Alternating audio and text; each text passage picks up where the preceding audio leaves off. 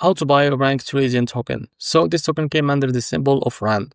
Now, before we start, this is not financial advice. I'm not a professional or economic expert. So before investing in any project that you find on my channel, please do your own research. Now, before we go on and buy this token, make sure to check the REX account and keep following the updates about this token. So this token, it's available on MEXC. So go and open your MEXC account. So if you don't have an account in MEXC, go down the description and you will be able to find the referral link or create an account in MEXC to benefit from rewards. So after that, what you need to do in the search bar, just type the token symbol. It's RAN like that. Now after that, what you need to do, click on this pair that have USDT. Now after that, wait a few seconds to load this page.